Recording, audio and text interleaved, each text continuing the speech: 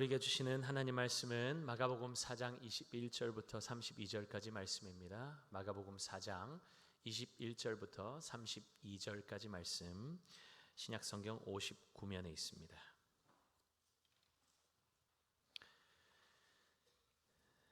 마가복음 4장 21절부터 32절까지 말씀 교독합니다. 제가 먼저 말씀 받들어 읽겠습니다.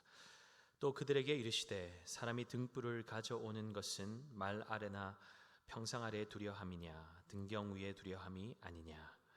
드러내려 하지 않고는 숨긴 것이 없고 나타내려 하지 않고는 감추인 것이 없느니라. 들을 귀 있는 자는 들으라. 또 이르시되 너희가 무엇을 듣는가 스스로 삼가라. 너희 헤아리는 그 헤아림으로 너희가 헤아림을 받을 것이며 더 받으리니 있는 자는 받을 것이요 없는 자는 그 있는 것까지도 빼앗기리라. 또 이르시되 하나님의 나라는 사람이 씨를 땅에 뿌림과 같으니 그가 밤낮 자고 깨고 하는 중에 씨가 나서 자라되 어떻게 그리 되었는지를 알지 못하느니라. 땅이 스스로 열매를 맺되 처음에는 싹이요 다음에는 이삭이요 그 다음에는 이삭의 충실한 곡식이라. 열매가 익으면 곧 낫을 대나니 이는 추수 때가 이르렀음이라. 또 이르시되 우리가 하나님의 나라를 어떻게 비교하며 또 무슨 비유로 나타낼까? 겨자씨 한 알과 같으니 땅에 심길 때에는 땅 위의 모든 씨보다 작은 것이로되 심긴 후에는 자라서 모든 풀보다 커지며 큰 가지를 내나니 공중의 새들이 그 그늘에 깃들일 만큼 되느니라. 아멘. 우리 귀한 믿음의 지체들 인사하겠습니다. 사랑하고 축복합니다. 함께 예배드리게 돼서 너무 좋습니다. 꼭 은혜 받고 가세요. 네, 감사합니다. 귀한 믿음의 지체들과 함께 예배드릴 수 있어서 너무나 감사합니다. 암송 한번 해야죠. 몇 주 안 해가지고 안 할 줄 알았죠? 한번 해봅시다. 시작. 이 세상이나 세상에 있는 것들을 사랑하지 말라. 누구든지 세상을 사랑하면 아버지의 사랑이 그 안에 있지 아니하니 이는 세상에 있는 모든 것이 육신의 정욕과 안목의 정욕과 이생의 자랑이니 다 아버지께로부터 온 것이 아니요 세상으로부터 온 것이라. 아멘. 자, 해보겠습니다. 이 세상이나 세상에 있는 것들을 사랑하지 말라. 누구든지 세상을 사랑하면 아버지의 사랑이 그 안에 있지 아니하니 이는 세상에 있는 모든 것이 육신의 정욕과 안목의 정욕과 이생의 자랑이니 다 아버지께로부터 온 것이 아니요 세상으로부터 온 것이니라. 요한일서 2장 15절 16절 말씀. 아멘. 깜짝 놀라셨죠? 계속합니다. 저도 쉽지 않아요. 1부 때도 막 버벅거리고 또 하고 그러니까 더 유익이 되는 것 같습니다. 쉽지 않지만 틀리면서도 계속 우리가 말씀을 암송하면 그 말씀이 결국에 우리 마음밭에 심겨지고 필요할 때 툭 하고 튀어나오는 또 능력으로 역사하는 것을 반드시 경험하게 될 줄 믿습니다. 주의 말씀을 생명처럼 붙드는 우리 모든 구미강동 식구들 되기를 예수님의 이름으로 축복합니다. 예수님은 보기는 보아도 알지 못하며 듣기는 들어도 깨닫지 못하는 자들을 위해서 일상의 이야기들을 가지고 비유를 주시며 하나님 나라에 관해서 가르치고 계십니다. 21절 제가 읽죠. 또 그들에게 이르시되 사람이 등불을 가져오는 것은 말 아래나 평상 아래에 두려함이냐 등경 위에 두려함이 아니냐. 등불의 기능은 숨기고 감추기 위한 것이 아닙니다. 등불은 빛을 발하기 위한 것이니 드러나는 것이 정상입니다. 그런데 문제는 무엇입니까? 등경 위에 두어서 빛을 비추어야 할 등불이 감추어지고 숨겨졌다는 것이죠. 등불의 비유를 제대로 이해하기 위해서 우리가 살펴보아야 할 부분이 있습니다. 개역개정 성경은 우리가 읽은 성경은 사람이 등불을 가지고 오는 것이라고 번역하고 있지만 헬라어 원문에 보면 이 부분을 이렇게 번역합니다. 그 등불이 오는 것이라고 묘사되어 있습니다. 완전히 다른 의미 아닙니까? 사람이 등불을 가지고 오는 것이라고 우리 성경에는 표현되어 있다면 원문에는 그 등불이 오는 것이라고 묘사되어 있는 것이죠. 등불이 온다는 것이 무슨 의미입니까? 예수님은 이 등불이 바로 자신인 것을 말씀하고 계신 것입니다. 예수님의 말씀을 서기관과 바리새인들이 자꾸 거부하고 방해하니까 비유로 말씀을 주고 계신 것이죠. 예수님이 등불로 이 세상에 오신 목적이 무엇입니까? 숨기고 감추기 위한 것이 아니라는 것이죠. 하나님 나라의 비밀을 드러내고 알리기 위해서라는 것입니다. 요한복음 8장 12절에 이렇게 말씀하십니다. 함께 볼까요? 예수께서 또 말씀하여 이르시되 나는 세상의 빛이니 나를 따르는 자는 어둠에 다니지 아니하고 생명의 빛을 얻으리라. 그래서 예수님께서 공생의 사역을 시작할 때 가장 먼저 외치신 그 일성이 무엇이었습니까? 때가 찼고 하나님 나라가 가까이 왔으니 회개하고 복음을 믿으라 하시더라. 빛 대신 예수 그리스도께서 이 땅에 오심으로 사단이 장악하고 다스리던 어둠이 가득한 이 땅에 하나님 나라가 임했다는 것입니다. 회개하고 빛 대신 예수 그리스도께로 나아오기만 하면 어둠에 다니지 않고 생명의 빛을 얻을 수 있다는 것이죠. 예수님 안에 있는 하나님 나라를 누구나 누릴 수 있다는 것입니다. 예수님은 그것을 드러내어서 증거하고 계신 것이죠. 그런데 문제는 무엇입니까? 빛을 아무리 비추어도 깨닫지 못한다는 것입니다. 요한복음 1장 5절 볼까요? 빛이 어둠에 비치되 어둠이 깨닫지 못하더라. 왜 깨닫지 못합니까? 눈이 가려져 있기 때문 아닙니까? 보고 싶어도 그러니 볼 수가 없는 것이죠. 아니요, 좀 더 정확하게 이야기하면 정말 보아야 할 것을 보지 못하는 상태로 못 보는지도 모른 채로 삶을 만족하며 어둠 속에 살아가고 있기 때문이라는 것입니다. 여러분, 이것이 사단이 하는 일 아닙니까? 어둠 속에 사는 사람들은 그 익숙함 속에서 살아갑니다. 왜 어두운지, 무엇이 더러움인지, 무엇이 죄인지, 그 죄가 하나님 앞에 얼마나 악한 것인지를 모릅니다. 그러니 사단은 계속 그것을 보지 못하도록 어둠 가운데 우리를 묶어두려 하는 것이죠. 그렇게 죄 가운데 뒹굴며 죄의 저주 가운데 묶여서 영원한 죽음을 향해 달려가는 것, 그것이 우리의 인생 아니었습니까? 그런 인생들을 불쌍히 여기서 등불이신 우리 주님께서 친히 이 어둠 가득한 세상 안으로 들어오신 것입니다. 예수님은 끊임없이 닫혀진 마음의 문을 두드리고 계십니다. 마음의 문을 열기만 하면 어둠 가득한 그들의 삶에 생명의 빛이 비치게 될 것이라고, 하나님 나라를 살게 될 것이라고 끊임없이 초청하고 계신 것이죠. 그럼에도 그 빛을 거부하는 자들의 변명은 무엇입니까? 빛 대신 예수님께서 이 땅에 오셨는데 왜 여전히 세상은 어둡냐는 것이죠. 당신이 메시아라면 어떻게 세상에 이런 악한 일들이 일어나고 악한 자들이 번성할 수 있냐고, 내 삶의 지독한 고통과 아픔의 문제는 도대체 어떻게 설명할 거냐며 따지며 들죠.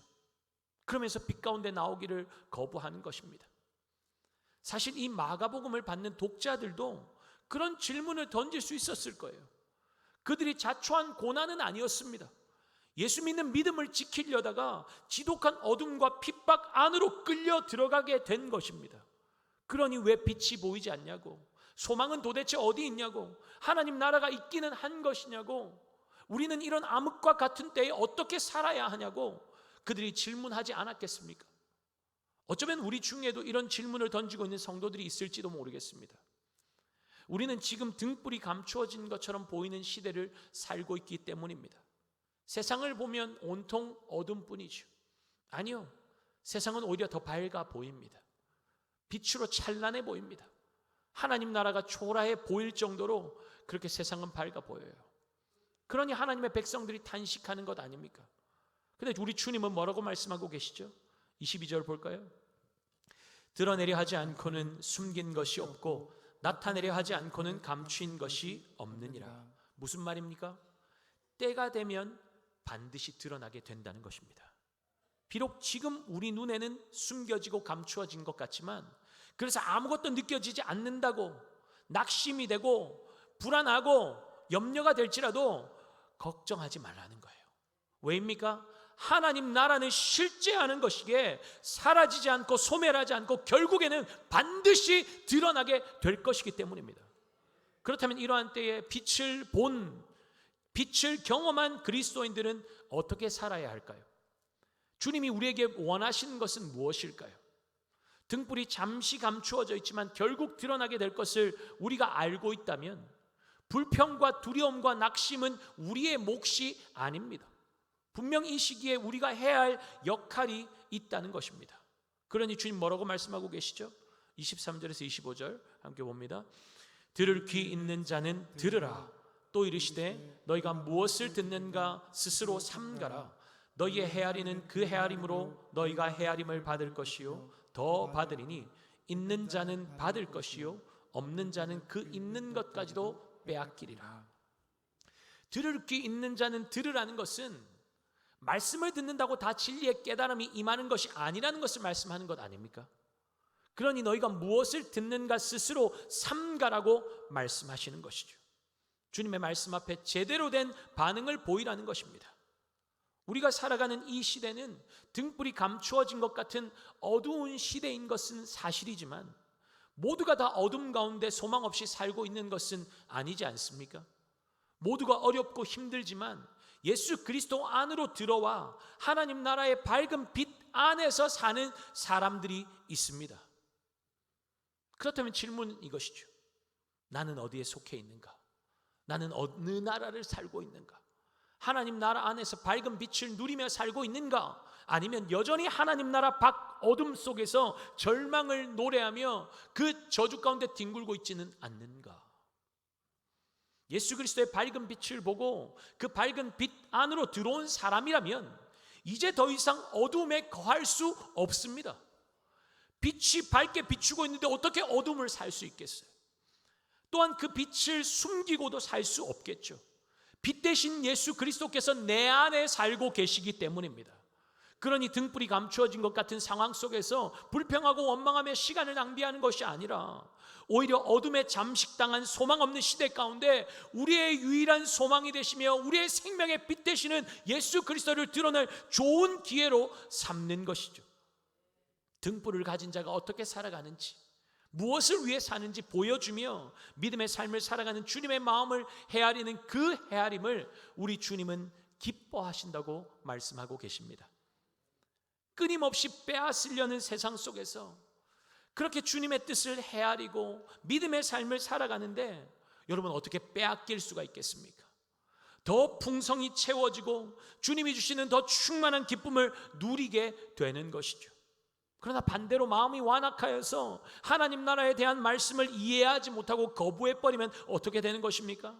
늘 불안하여서 빼앗기지 않게 수많은 안전장치를 걸어두고 있지만 결국에는 다 빼앗기고 다 잃어버리는 삶을 살게 되는 것이죠. 그것이 하나님 나라의 원리입니다. 시편 127편 1절 볼까요? 여호와께서 집을 세우지 아니하시면 세우는 자의 수고가 헛되며 여호와께서 성을 지키지 아니하시면 파수꾼의 깨어 있음이 헛되도다. 아멘. 사랑하는 여러분, 하나님께서 지켜주시지 않으면 우리의 모든 노력은 물거품으로 돌아갈 수밖에 없습니다. 그러나 주님께서 지켜주시면 조금 부족하고 조금 어눌하고 허술해도 괜찮습니다. 왜죠? 우리 주님께서 완전하시기 때문입니다. 세상에 예수 믿는 자신의 정체성을 드러내면 손해보고 어려움 당할까 봐 주저하고 숨기려는 주의 백성들이 있죠. 그런 유혹들이 우리에게 자주 찾아옵니다. 여러분 왜 손해라고 느껴집니까? 세상이 하나님 나라보다 더 커 보이기 때문 아닙니까? 더 좋아 보이기 때문 아닙니까? 하나님 나라가 정말 더 크다고 믿는다면 주님 때문에 세상에서 당하는 어려움들이 손해이고 잃는 것이라는 생각이 들지 않겠죠. 그렇다면 굳이 내가 믿음을 지켜야 하나 이런 생각도 하지 않을 것입니다. 그런데 우리 눈에 세상이 더 크게 보이고 더 좋아 보이니까 내가 이 별것 아닌 믿음 지키는 것 때문에 왜 세상에 누릴 수 있는 좋은 것들을 포기하겠어 하는 생각이 드는 것이죠. 그러니 마음이 왔다 갔다 갈팡질팡하는 것 아닙니까? 주의를 지키는 것도 지킬까 말까 갈까 말까 그러고 있는 거죠. 영적인 세계에서 중간 지대는 없습니다. 받아서 풍족하게 흘러넘치는 삶을 살든지 다 빼앗기고 바닥을 박박 긁는 삶을 살든지 둘 중 하나입니다. 교회도 마찬가지죠. 어떤 교회는 갈수록 풍성해지고 차고 넘치는 은혜를 경험하는 교회가 있습니다. 그러나 어떤 교회는 갈수록 인색해지고 쪼그라드는 거죠. 무엇의 차이일까요? 성도의 수 때문입니까? 헌금의 많고 적음 때문일까요? 그렇지 않습니다. 물질의 많고 적음이 삶의 질, 교회의 부흥을 결정짓지 못합니다. 왜 풍성해지고 왜 쪼그라들까요? 결국 주님이 말씀하신 원리가 그대로 적용되고 있는 것입니다. 너희의 헤아리는 그 헤아림으로 너희가 헤아림을 받을 것이며 더 받으리니. 할렐루야. 너희의 헤아리는 그 헤아림으로 너희가 헤아림을 받을 것이며 더 받으리니. 하나님의 말씀을 어떻게 듣고 어떻게 반응하느냐, 주님의 마음을 헤아리고 그 뜻을 쫓아가느냐가 삶의 질을, 교회의 방향성을 완전히 다르게 만드는 것이라는 겁니다. 주님의 뜻과 전혀 상관없이 사람의 뜻을 앞장 세우고, 그러면 아무리 아끼고 사역을 줄이고 예산을 삭감해도 점점 더 쪼그라들고 교회 안에 있는 성도들의 웃음소리, 아이들의 웃음소리 다 사라지게 될 것입니다. 쇠퇴의 길로 들어가는 것이죠. 없는 자는 그 있는 것까지도 빼앗기게 된다는 말이 그것 아닙니까? 그러나 다음 세대 아이들, 우리 청년 세대들의 투자하고 지원하는 것이 예산이 낭비가 되는 것 같고 밑받인 독에 끊임없이 쏟아부어야 하는 소모처럼 느껴진다고 할지라도 다음 세대를 세우는 것이, 준비하는 것이 주님이 원하는 일이 맞다면, 영혼 구원 사역이 교회의 최우선적인 사역이 맞다면, 주님의 애타는 그 마음을 우리가 헤아리고 있다면 다른 것 좀 줄이고 덜 하더라도 거기에 더 쏟아부어야 하는 것 아니겠습니까? 그러면 주님은 우리가 주님의 마음에 관심을 가지는 그 작은 헤아림을 보시고 어떻게 해주실까요? 더 부어주시는 것이죠. 아멘입니까? 그것이 있는 자는 더 받아 누리게 되는 원리라는 것입니다. 많은 교회들이 교회 재정이 부족하면 가장 먼저 선교 예산, 다음 세대 예산을 삭감시켜 버립니다. 당장 줄여도 상관없다는 거죠. 아무런 영향 끼칠 수 없다는 거죠. 그러니 1순위로 줄여버리는 것입니다. 그런데 여러분, 그것이 지금은 아무런 영향을 끼칠 수 없다고 생각될지 모르겠지만 10년, 20년 지나 보십시오. 그때 가서 땅을 치고 가슴을 찢으며 후회해도 돌이킬 수가 없는 거예요. 유럽의 교회들이 울며 호소하는 것이 그것 아닙니까? 하나님이 기뻐하시는 일들을 헤아리며 그것을 바라보고 우선순위를 정하고 그것에 쏟아부어야 하는데, 당장의 삶에 만족하면서 우리는 괜찮아, 우리는 잘하고 있어, 그러고 급한 것만 따라가다 보니까 결국에는 다 빼앗기고 다 잃어버리고 그제서야 가슴 치는 후회를 하게 되는 것 아닙니까? 사랑하는 여러분, 우리는 유럽교회처럼 그런 안타까운 전철을 밟는 일이 없기를 소원합니다. 주님이 지금 이 시대에 우리에게 원하시는 것이 무엇인지 제대로 듣고 제대로 반응하여서 주님의 헤아림을 경험하는 은혜가 있기를 소원합니다. 우리가 주의 일을 감당할 때 가장 경계해야 할 것이 뭡니까? 자기 생각, 자기 경험 아닙니까? 다른 교회에서 성공하고 좋았더라, 그러면 우리 교회도 동일하게 적용되는 것입니까? 그렇지 않죠. 예전에 성공했으니까 지금도 다 통한다고 생각하면 그건 착각입니다. 잘못된 생각입니다. 제일 중요한 것은 주님 지금 우리에게, 우리 교회에 원하시는 것이 무엇인지를 분별하는 것인 줄 믿습니다. 어려운 때는 이렇게 해야 하는 거야. 예전에 이렇게 하니까 됐어. 그러니 지금도 이렇게 해야 돼. 교회가 부흥하려면 이렇게 해야 돼. 지금껏 부흥한 교회들 다 이렇게 해왔어. 아니라는 거예요. 주님께서 지금 우리에게 원하시는 것이 무엇인지 주님의 뜻을 헤아리는 것이 더욱더 중요하다는 것입니다. 많은 사람들이 이게 옳다고 말해도 주님이 아니라고 하면 아닌 거예요. 아멘입니까? 내 힘주다가, 내 경험 믿고 힘주다가 다 잃고 다 빼앗기고 가슴 치지 않고 말고 가슴 치는 일이 없기를 바랍니다. 주님의 뜻 헤아리면서 주님의 헤아림을 받는 구미강동교회 모든 성도들 되시기를 예수님의 이름으로 축복합니다. 오늘 본문에서 씨 뿌리는 비유가 다시 등장하고 있는데, 앞서서 우리가 살펴봤던 씨 뿌리는 비유는 땅의 상태와 관련이 있었다면, 오늘 씨 뿌리는 비유는 자람에 강조점을 두고 있습니다. 26절에서 29절 말씀 함께 볼까요? 또 이르시되 하나님의 나라는 사람이 씨를 땅에 뿌림과 같으니 그가 밤낮 자고 깨고 하는 중에 씨가 나서 자라되 어떻게 그리 되는지를 알지 못하느니라.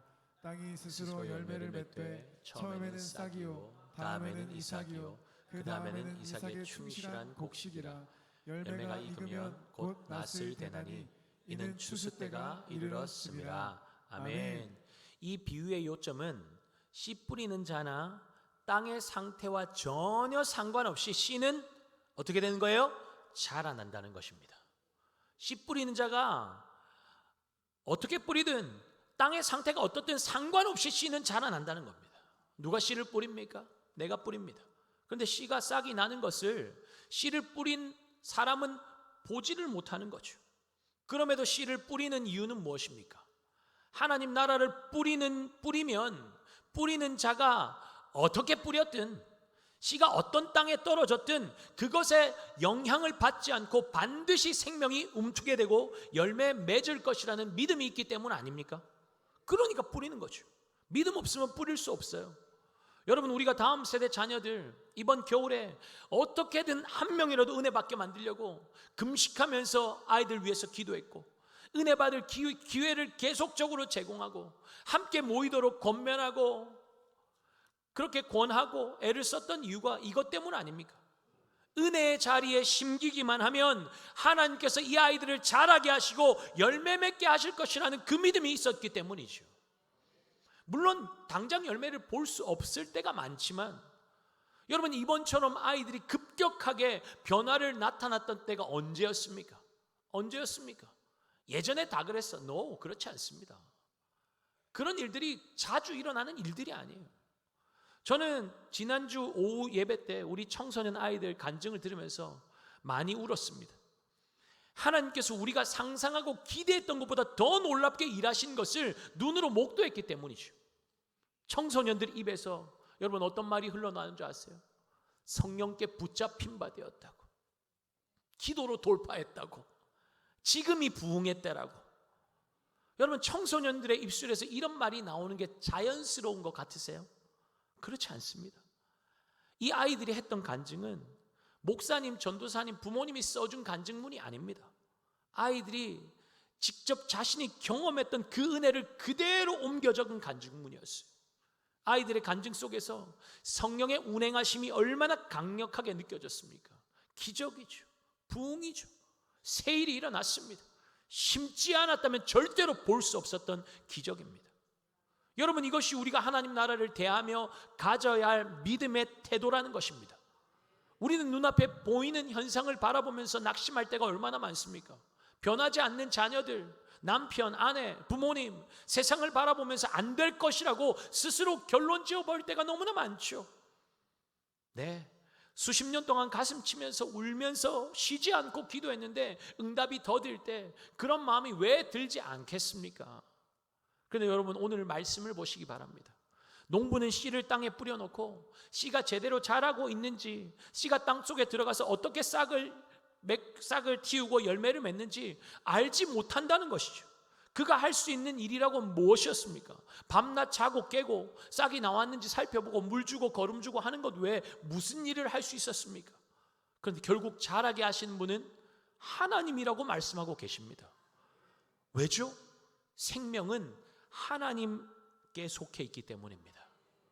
그것을 본문은 어떻게 설명합니까? 28절 말씀 볼까요?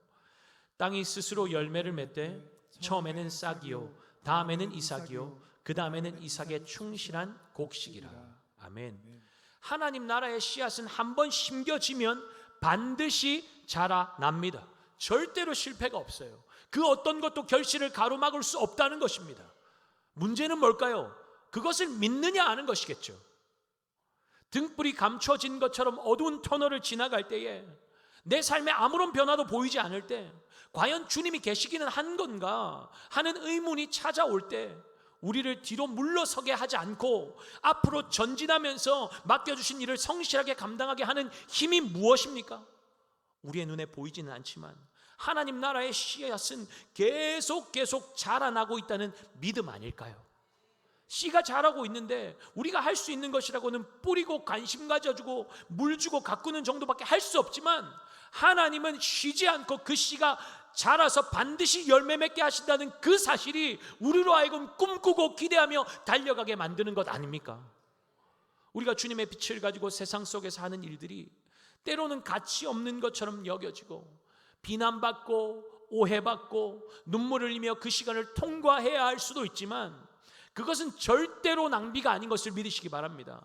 주님은 그 낭비처럼 여겨지고 자신의 것을 포기하며 주님의 뜻을 헤아리며 주님이 맡기신 일들을 감당하는 그 한 사람을 통해서 하나님 나라가 더욱더 아름답게 확장하는데 쓰임받게 하실 줄 믿습니다. 지금은 작게 보이고 세상이 보기에 보잘것없어 보이는 겨자씨 같은 작은 헌신이라고 할지라도 주님은 그 작은 겨자씨들을 사용해서 수없는 새들이 깃들여서 쉼을 얻게 만드는 커다란 관목으로 자라게 하신다는 것입니다. 31절 32절 볼까요? 겨자씨 한 알과 같으니 땅에 심길 때에는 땅 위의 모든 씨보다 작은 것이로되 심긴 후에는 자라서 모든 풀보다 커지며 큰 가지를 내나니 공중의 새들이 그 그늘에 깃들일 만큼 되느니라. 아멘. 여러분, 이것이 우리가 가진 복음의 능력 아닙니까? 저 작아 보이는 게 뭘 할 수 있겠어? 모두가 비웃었죠. 저주의 십자가를 모두가 외면했고 이제 다 끝났다고 조롱했지만 하나님은 그 작고 초라하고 힘없어 보이는 십자가, 어린 양과 같은 그 예수 그리스도를 통해 온 인류를 구원의 길로 이끌어 내셨습니다. 이처럼 복음에는 생명력이 있고 능력이 있습니다. 복음이 역사하면 바뀌지 않을 사람은 없습니다. 사람만 바뀌겠습니까? 사회도 바뀌고 가정도 바뀌고 나라도 바뀌게 되는 것이죠.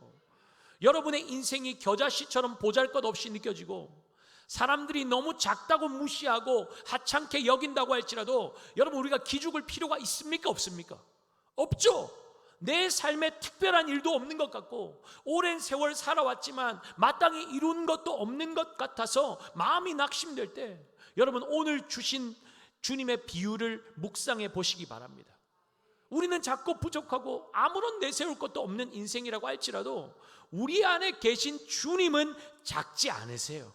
무력하지 않으십니다. 우리 안에 계신 주님은 세상보다 크신 분이십니다. 믿음으로 그 주님 붙잡고 나아가면 불가능이 어디 있습니까? 하나님께서 작정하시면 못 바꿀 인생이 어디 있습니까? 못 바꿀 가정이 어디 있습니까? 우리가 안 될 것이라고 중도에 포기하기 때문에 하나님의 역사가 중단되었는지도 모릅니다. 여러분의 사랑하는 남편, 아내, 부모님, 자녀들을 위해서 복음의 씨앗을 뿌리는 일을 멈추지 마시기 바랍니다. 눈물로 씨를 뿌리는 자는 기쁨으로 그 단을 가지고 나아오리라. 할렐루야. 반드시 거두게 하십니다. 우리가 뿌리는 복음의 씨앗이 뿌릴 때는 겨자씨처럼 작고 미미하고 아무런 변화도 일어나지 않는 것처럼 보인다고 할지라도 그 씨는 하나님의 때에 반드시 열매 맺게 된다는 사실을 믿음으로 붙잡는 저와 여러분 되시기를 예수님의 이름으로 축복합니다. 여러분이 하나님 나라를 위해서 뿌리는 눈물의 기도, 작은 섬기와 헌신들, 하나님께서 반드시 하나님 나라의 엄청난 확장을 위해서 사용하신 것을 보게 하실 줄 믿습니다. 30배, 60배, 100배 결실로 하나님이 이루어 가실 것입니다. 우리 자녀들 학교 기도 모임, 또 이제 2월 21일 날 우리가 학교 기도장 부흥회를 하게 되는데 26개, 27개 학교들, 우리 아이들이 깃발 꽂고 기도하고 있잖아요.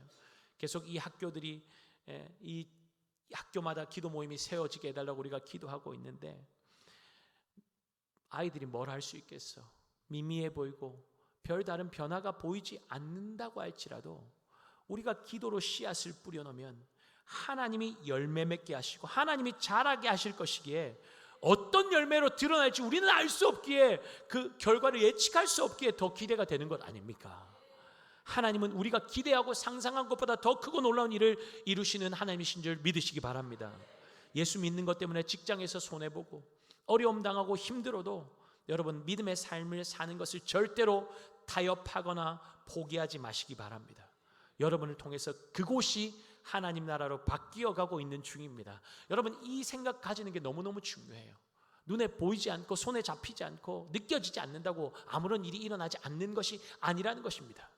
설명절을 맞아서 가족들이 모여서 함께 너무나 즐거운 시간을 보내겠지만 분명히 대립과 갈등도 일어날 거예요. 믿음 때문에.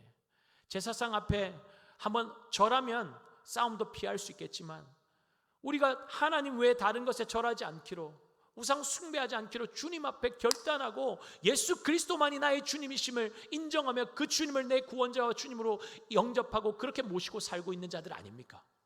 타협할 수가 없는 거죠. 절대 진리는 그 어떤 것과도 타협할 수 없는 것입니다. 그러다 보면 가족 간의 갈등도 생기고 어려움도 생길 거예요. 네, 하나님 우리 가정에 이 제사 없어지게 해달라고 그렇게 기도했는데 아직까지 제사가 계속되고 명절 맞는 것이 너무 괴로운 분들이 있을 수도 있어요. 네, 여러분들의 그 눈물의 씨뿌림이 결코 헛되지 않다는 것을 기억하시기 바랍니다. 하나님 여러분 기도를 통해서 일하고 계시고 그 가정을 만지고 계시고 하나님 나라가 여러분들 통해서 그 가정 안에 확장되고 있는 것을 기억하시기 바랍니다. 여러분, 이 믿음으로 사는 자들은 다르게 사는 거예요. 기억하십시오. 예수 믿는 사람이지만 믿는 자답게 살지 못하는 사람들이 반드시 여러분들을 통해서 찔림을 받게 될 거예요. 예수 믿지 않는 자들은 여러분들이 왜 그렇게 사는지 반드시 궁금하게 여기게 될 것입니다. 그리고 결국 여러분들을 통해서 예수 그리스도의 밝은 빛이 드러나게 될 것입니다. 그것이 주님 다시 오실 때까지 등불이 감추어진 것 같은 이 어두운 시대를 살아가는 우리에게 맡기신 사명 아니겠습니까? 등불이신 우리 주님은 이미 우리에게 그 생명의 빛을 전해주셨고 우리는 그 생명의 빛 대신 주님으로 충만한 자들이 되었습니다. 그 빛을 가지고 어떻게 사시겠습니까?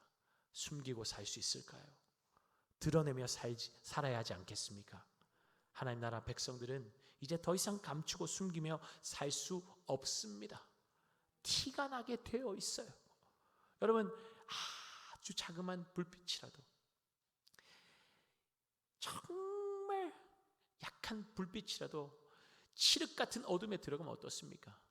빛이 새어나가잖아요. 우리가 그런 존재라는 거예요. 빛이 새어나가게 돼 있습니다. 감추지 마시고 드러내시고 주님이 다시 오실 때까지 등불이 감추어진 것처럼 보이는 이 시대 속에서 빛을 발하는 사명을 감당하는 저와 여러분, 우리 구미강동교회 모든 교회 식구들 되기를 예수 그리스도의 이름으로 축복합니다. 우리 다 함께 자리에서